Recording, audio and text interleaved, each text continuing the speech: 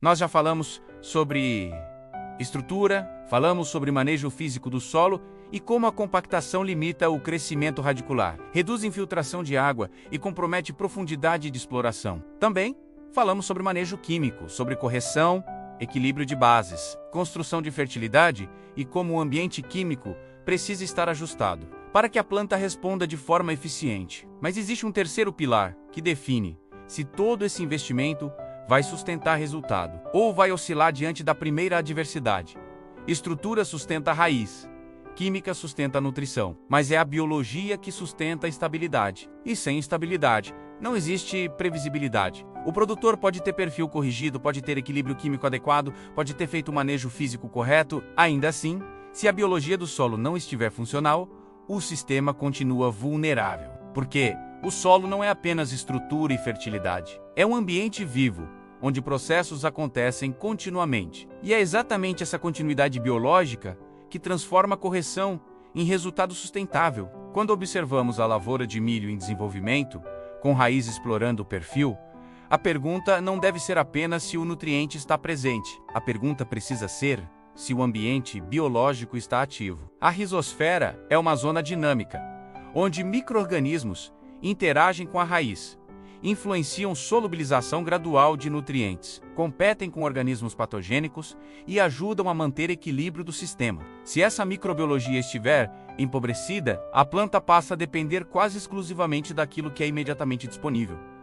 O sistema perde resiliência. Ele funciona bem enquanto as condições são ideais. Mas qualquer variação de clima, qualquer estresse, começa a revelar fragilidade. E fragilidade em ambiente produtivo significa aumento de risco. Na cana-de-açúcar, cultura que permanece no campo por vários ciclos, essa diferença se amplia. Cada corte exige nova resposta do solo. Cada rebrota depende da capacidade do sistema se reorganizar rapidamente. Se a biologia estiver ativa, o ambiente responde com maior uniformidade. Se estiver fragilizada, o vigor diminui progressivamente. Não é uma queda abrupta que chama atenção imediata. É uma redução lenta da capacidade produtiva. Muitas vezes a reação é intensificar a intervenção externa. Mais correção, mais insumo, mais custo. Mas quando a funcionalidade biológica não está presente, o sistema continua dependente, e dependência constante reduz previsibilidade. É no momento de estresse que essa diferença se torna evidente. Quando a chuva falha,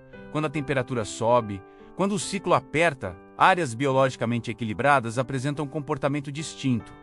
Raízes conseguem explorar maior volume de solo. A disponibilidade de nutrientes ocorre de forma mais gradual e menos dependente de solubilização imediata. A pressão de patógenos tende a ser menos explosiva em ambientes com maior diversidade microbiana. Isso não elimina o risco climático, mas reduz a amplitude da perda. E reduzir a amplitude é estratégia de gestão, porque produzir muito em um ano favorável é importante. Mas sustentar resultado em ano adverso é o que constrói margem ao longo do tempo. Quando abrimos dois perfis lado a lado, a diferença não está apenas na profundidade da raiz, está na estabilidade dos agregados, na porosidade funcional, na continuidade biológica do sistema.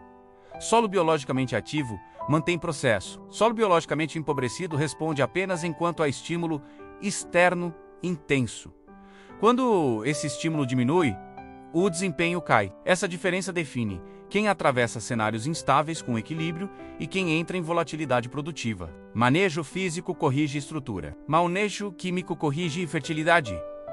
Manejo biológico corrige funcionalidade. E funcionalidade é o que transforma solo em sistema produtivo resiliente. O produtor que entende isso deixa de buscar apenas teto produtivo e passa a construir estabilidade produtiva. E estabilidade gera previsibilidade. E previsibilidade sustenta a margem. A maturidade do agro brasileiro não está em produzir o máximo possível em um ano excepcional. Está em sustentar desempenho quando o cenário não é perfeito. O solo responde à forma como é conduzido. E a decisão de tratar biologia como base estrutural do sistema é uma decisão de gestão, não de tendência.